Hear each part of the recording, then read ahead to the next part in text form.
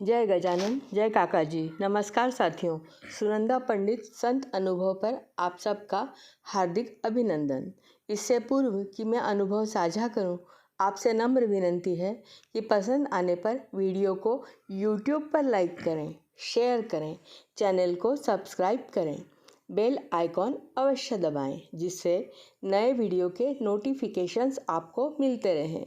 आप भी अपना कोई अनुभव हमसे शेयर करना चाहें तो मुझे व्हाट्सएप नंबर 7024604960 पर लिख भेजें।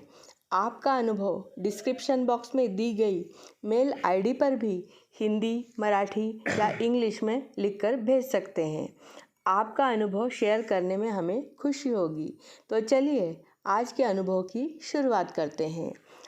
आज मैं आपको प्रशांत जी को आया हुआ गजानन महाराज का एक अनुभव सुनाने जा रही हूँ। वे कहते हैं कि गजानन महाराज की भक्ति का पाठ मैंने अपनी बहन वृषाली ताई से सीखा। मेरी 2 बड़ी बहनें हैं, चैताली और वृषाली। चैताली ताई देखने में सुंदर, वह डॉक्टर बन गई। वृषाली ताई देखने में साधारण, उसने बीकॉम के बाद पढ़ाई छोड़ दी। कारण था मेरी माँ की बीमारी। वे इतनी बीमार थीं कि उन्होंने बिस्तर पकड़ लिया। इस कारण छोटी होते हुए भी घर के सारे कामों को वृषाली ताई ने संभाल लिया। वह घर के सारे काम करती, कपड़े धोना, बर्तन मांजना, खाना बनाना, सारे काम वह अकेली करती। काम से थोड़ी फुर्सत मिलते ही वह गजानन महाराज की पोथी पढ़ती, मुझे उनकी कहानियाँ सुनाती। वृषाली ताई को वह तो जैसे मेरी माँ ही बन गई थी। अब दोनों लड़कियां विवाह योग्य हुई तो सोचकर मेरे पिताजी उनके लिए वर संशोधन करने लगे। उन्हें बड़ी बेटी वृषाली ताई के चैताली के विवाह की फिक्र नहीं थी, क्योंकि वह डॉक्टर थी। उन्हें चिंता थी वृषाली ताई के विवाह की। मैं तब 14-15 वर्ष का हुआ था। मैं सोचता था कि विवाह के लिए क्या शिक्षण और शारीरिक सुंदरता क्या इतना ही महत्वपूर्ण होता है। फिर एक दिन मैंने गजानन महाराज को संकल्प किया कि यदि मेरी वृषाली ताई को अच्छा वर मिला तो मैं जीवन भर ताई की तरह आपकी भक्ति करूँगा। मैंने संकल्प किया और दूसरे दिन चैताली ताई को देखने लड़के वाले आए। उनके स्वागत की सारी तैयारी वृषाली ताई ने की। घर के द्वार पर रंगोली बनाई, उनके लिए नाश्ता बनाया। तय समय पर लड़का और उसके माता पिता चैताली ताई को देखने आए। वे आकर बैठे ही थे कि हमारे पास रहने वाले 2 परिवार किसी कारणवश जोर जोर से लड़ने लगे। उनकी झगड़े की आवाज़ हमारे घर तक गूंज रही थी। पिताजी को यह सब बड़ा ही शर्मनाक लग रहा था। वे सोच रहे थे कि ये लड़के वाले सोचेंगे कि हम कैसी बस्ती में रहते हैं। पिताजी उनका झगड़ा बंद करवाने बाहर निकले। वे 10-15 मिनट उन्हें समझाते रहे, पर दोनों परिवार विवाद बंद करने को राजी नहीं हुए। वैसे ही चीखते चिल्लाते रहे। आखिर पिताजी हार कर अंदर आ गए। आकर उन्होंने मेहमानों से माफ़ी मांगी। फिर पिताजी ने चैताली ताई को बाहर लड़के वालों से मिलने के लिए बुलाया। तभी मैं अचानक उठकर बाहर जाने लगा तो पिताजी ने पूछा, तुम कहाँ जा रहे हो? मैंने कहा, मैं उन दोनों परिवारों का झगड़ा बंद करवाकर अभी आया। यह सुनकर सभी मुस्कुरा पड़े। पिताजी बोले, अरे मैंने कोशिश कर ली, वे नहीं माने तो तेरी बात क्या मानेंगे? मैंने कहा, मैं अभी आया।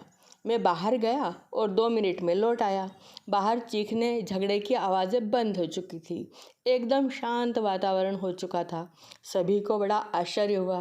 पिताजी ने मुझसे पूछा, तूने ऐसा क्या कहा कि सारे चुप हो गए? मैंने कहा कि मैंने उनसे बोला कि मेरी वृषाली ताई को देखने के लिए लड़के वाले आए हैं। यह सुनते ही वे सारे चुप होकर अपने अपने घर में चले गए। पिताजी बोले, अरे पर ये तो चैताली को देखने आए हैं, तूने वृषाली का क्यों बोला? तब मैंने बताया कि कारण ये कि वे केवल वृषाली ताई की बात ही सुनते हैं और किसी की नहीं। यह सुनकर लड़के वालों ने वृषाली ताई को भी बाहर मिलने के लिए बुलाया, उससे परिचय कर लिया। उसके बाद वे हाँ ना का उत्तर न देते हुए बोले कि हम 2 दिन बाद आपको जवाब देंगे। पिताजी को आश्चर्य हुआ। उनकी सुंदर डॉक्टर बेटी के लिए हाँ करने के लिए 2 दिन का समय क्यों मांगा? फिर उन्हें लगा कि लड़के वाले ही आते ही बाहर 2 परिवार लड़ रहे थे, इस कारण लड़के वाले गुस्सा हुए होंगे। सीधे सीधे ना कैसे कहें, यह सोचकर 2 दिन का समय मांगकर चले गए। पर 2 दिन बाद लड़के वालों का उत्तर आया। उन्होंने कहा कि हमें विवाह के लिए लड़की पसंद है, पर वह लड़की चैताली नहीं वृषाली है। हम आपकी छोटी बेटी से विवाह करना चाहते हैं। पिताजी को यह सुनकर आश्चर्य हुआ, पर खुशी भी, क्योंकि अब उन्हें वृषाली की चिंता नहीं थी। उसके लिए अच्छा वर मिला। वृषाली ताई का विवाह संपन्न हुआ।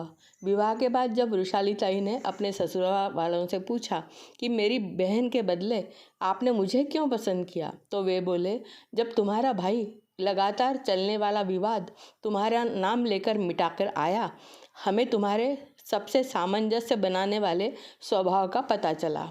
हम घर लौटकर तुम्हारे बारे में हमने पता किया तो पता चला कि तुम्हारे कारण ही तुम्हारे घर में अपनत्व की सुगंध है। तुम त्याग करके अपना घर संभाल रही हो और गजानन महाराज का तुम्हें आशीर्वाद भी प्राप्त है। हमें ऐसी ही लड़की चाहिए थी जो नातेदारी निभा सके। यह सुनकर वृषाली ताई की आंखें भर आई, क्योंकि उसके गजानन महाराज ने उस पर कृपा करके उसका विवाह एक सुख समृद्धि युक्त अच्छे परिवार में करवा दिया था। यह सत्य है कि एक बार महाराज के शरण जाओ तो वे अपने को खुद संभाल लेते हैं। अब मैं भी उनके शरण में रहकर उनकी भक्ति करता हूँ। जय गजानन, श्री गजानन। आपको आज का प्रसंग कैसे लगा अवश्य बताएं। अगले वीडियो में पुनः मिलेंगे, तब तक के लिए नमस्कार।